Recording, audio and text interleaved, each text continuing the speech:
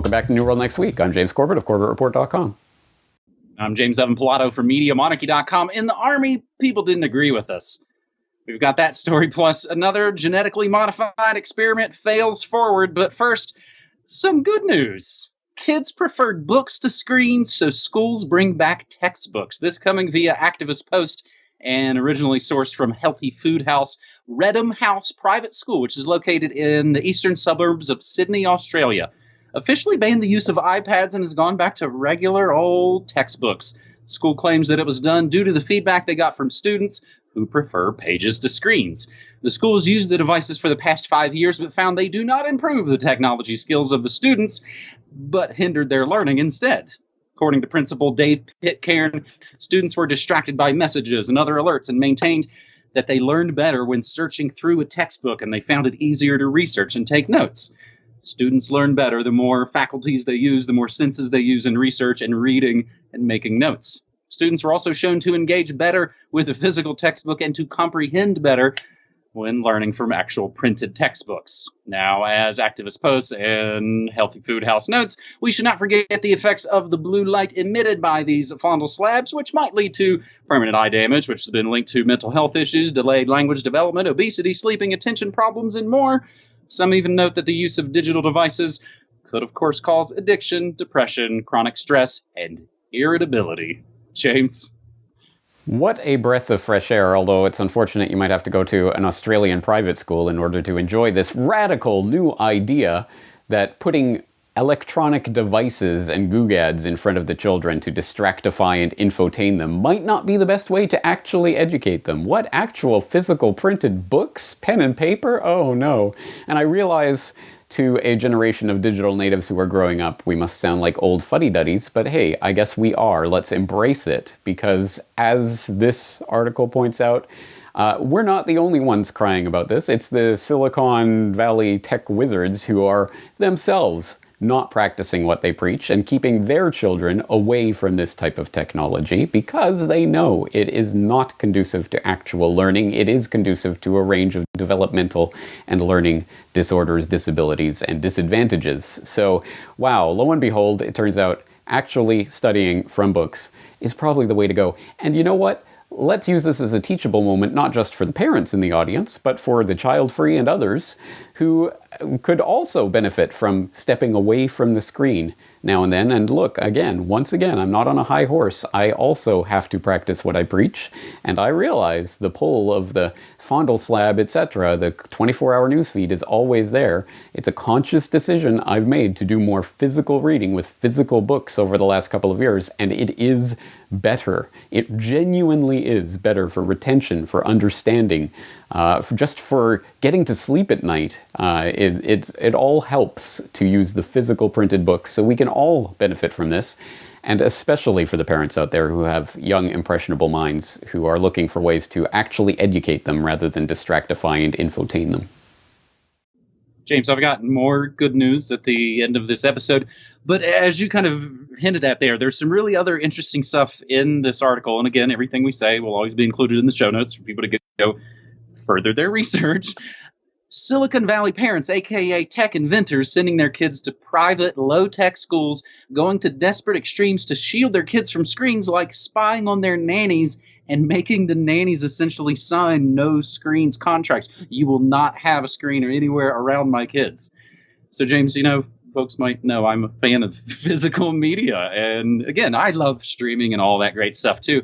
But all you got to do is lose a bunch of playlists you've made to go, wait a second, I need physical media. So I think we kind of often see that with, it's probably the guys that run the tobacco companies probably aren't smoking cigarettes anymore. We see that the powers that shouldn't be usually don't get high on their own supply, all the while lying about the effects of their product. So to that point, I kind of misspoke last week. James, you corrected me when I was talking about weaponized mosquitoes when I meant to say weaponized ticks. Well, lo and behold, via Gizmodo, GM mosquitoes breeding in Brazil despite biotech firms' assurances to the contrary.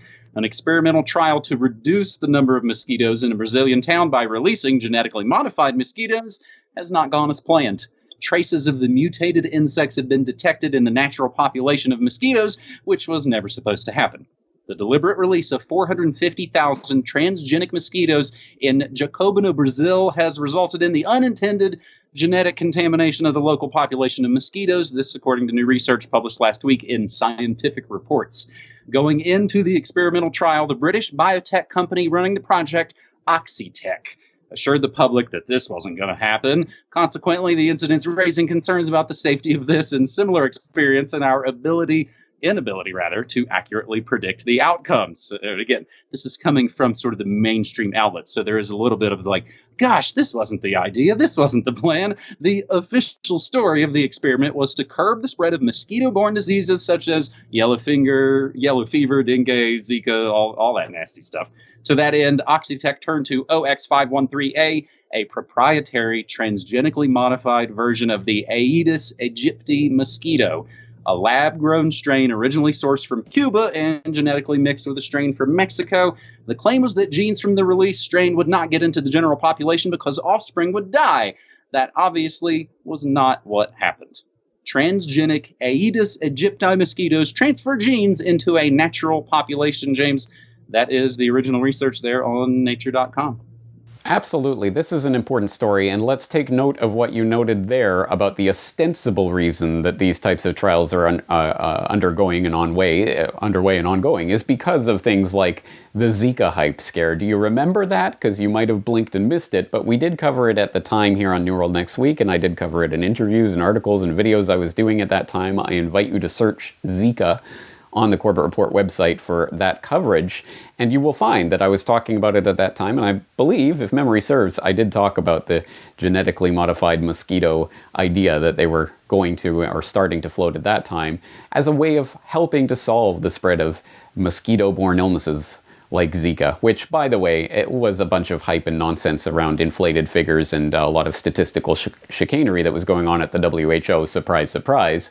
But those are the types of things that are rolled out. Everyone panics and freaks out about them so that they can get these types of things justified. And then years later they go, oops, well, it turns out, yeah, we were kind of spreading these genetic mutations that, have kind of found their way into the natural mosquito population, even though we swore it wouldn't happen. Oops, better luck next time. And that is unfortunately the way that this is being portrayed. If you actually go and read that Nature article, it's very calm, very dry, very scientific, and it basically comes to the conclusion, well, that's why we must be very careful in the future to have genetic screening programs in place so that we can track and monitor these types of these genetic monstrosities as we release them into the wild. Not, let's stop doing this, actually altering the genome of the planet and the species living on it. No, let's not stop that. Let's just make sure that we can monitor and track it better so that we understand what's happening. And then what? Throw up our hands and say, oops, well, that genetic mutation's out in the natural population now, nothing we can do.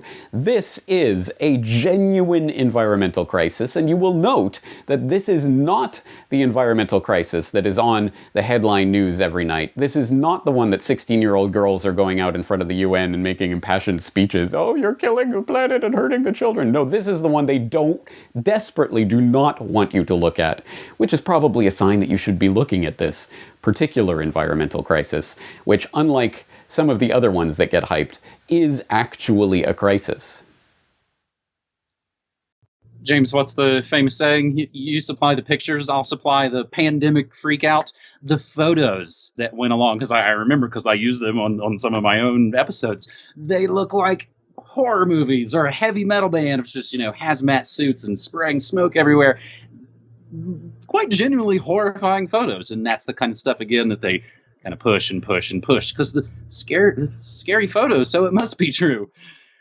Our third and final story this week on New World Next Week, episode 386, a half-decade late. The New York Post admits ISIS is run by NATO member Turkey. This via Zero Hedge, pointing out what New York Post is talking about. And they ask, why isn't the media covering Turkish President Erdogan's ties to ISIS? New York Post details, the evidence of Erdogan's direct, personal, and institutional support for ISIS and related jihadi groups is so extensive. The wonder is why American media is not paying more attention to it. It's Erdogan's commitment to global jihad and specifically to ISIS terrorists. Scores of ISIS fighters captured by pro-U.S. Kurdish forces in northern Syria showed Turkish exit stamps on their passports and otherwise boasted of the direct assistance they have received from Turkish authorities. So that is the headline from New York Post. Why isn't the media covering Turkish President Erdogan's ties to ISIS? James, do you want me to hit you with the other one before I throw it back to you? Go ahead. So the other sort of, I think, I'm calling this low-yield truth bombs. They work, but, it's a decade or so past date. Pakistan Army trained al-Qaeda back when jihadis were heroes. Speaking to the Council on Foreign Relations in New York on Monday, because, of course, all the critters from around the world are all in the big rotten apple for the big UN General Assembly. That's what ties in with the environmental hype and all that good stuff. But of course, while they're doing that, and again, we've seen this in years past, that's when they have to sneak away to the Bilderberg meeting, or in this case, a little more public, the Council on Foreign Relations. Pakistan's prime minister was asked if Islamabad had carried out an investigation into how al-Qaeda leader Osama bin Laden was allegedly able to live in Pakistan for years before being found and killed by U.S. Navy SEALs in 2011. He said, quote, "The Pakistani Army, ISI, Inter-Services Intelligence, trained al-Qaeda and all these groups to fight the Soviet Union in Afghanistan. There were also links between Pakistan and al-Qaeda. There had to be links because they trained them. After 9/11, when we did a 180-degree turn, we went after these groups. Not everyone agreed with us. In the Army, people didn't agree with us." So, James, there are two, again, decent examples of, I think, what we've been going in here a lot in our recent weeks of just, it's all coming out, but it comes out in just such a mundane, limited hangout kind of way, James. Exactly right. Low-yield truth bomb is a good way of putting it, because it's not just a day late and a dollar short, it's a decade late and $1 trillion short, and that's the key to all of this. I mean, look at the excluded factors in these stories. When we talk about Pakistan's ISI without mentioning that it has been since its inception and nothing more or less than an adjunct of the CIA, you're kind of excluding an important part of that whole puzzle. And when we talk about Syria, for example, and ISIS, the ISIS crisis, it genuinely pains me to think there are so many people standing out there on the bottom rung of the propaganda ladder, turning to rags like the New York Post to find out a decade after the fact, oh, it turns out Turkey was kind of behind this ISIS thing, when you could have been getting this information from the alternative media for a very long time, including, of course, the Corbett Report, perhaps most notably episode 295 of the Corbett Report podcast, Who is Really Behind ISIS, where, yes, of course, at that time I was pointing out Turkey was part of that whole operation to create and fund and give rise to ISIS, but only one part of that. I mean, as an example, of course, we know that arms and supplies, and as well as jihadis, were being shipped from Libya through Turkey and Jordan into Syria. That's just one side of it. There's the Israel side of it, of course, the NATO side of it, the US side of it, the Qatar side of it, Saudi Arabia was involved in it. All of those various pieces were in play, and I did detail that at the time in episode 295, so I would exhort you to go and refamiliarize yourself with that material if you are new to all of this information and somehow or other have stumbled from the New York Post onto New World Next Week. Well, thank you. I'm glad you made it here, but it's time to start waking up to the reality that we've been living in for a very long time, and that the lowest rung of the propaganda ladder is never going to really reveal to you. They're just going to give you bits and pieces when it's politically expedient to do so. And now that Erdogan and Turkey is pretty expendable in the overall State Department hunt list for today, then we can throw out a little bit of that red meat to give people enough of the truth that they can smell, oh, there's some truth to that, and so they'll go along with it. Although, where's the rest of that meal? It's being occluded from your attention. Well, it's here at things like New World Next Week and at the Corbett Report. That's what I was going to say, James. It was like, let's think on the positive side that maybe we will get some folks to go, maybe there is a little more to this. And then they'll search it. And of course, all our searches will be buried by the companies that run all this stuff. It's a slow fight sometimes, indeed. I said I had a little bit more good news at the end of this episode. I do have the latest episode of my own spinoff from New World Next Week. I call it Good News Next Week. The brand new episode is Become Your Own Knitting Factory, with stories like New Orleans on the hook to repay victims of the unconstitutional red light camera system, a court-ruled travelers can sue the TSA for abusive conduct, and the technology to make your own clothes gets better and better. Really fascinated by that story, James. It's a lot like 3D printing. Imagine someone essentially being able to 3D print your own clothes. So, as I always like to remind folks, I stream news, music, memes, and more Monday through Friday, 9 to 5 Mountain Time, although I'm taking a little bit of time off because we're going to go visit Portland because, I got to go to see Morrissey and Interpol next week, James.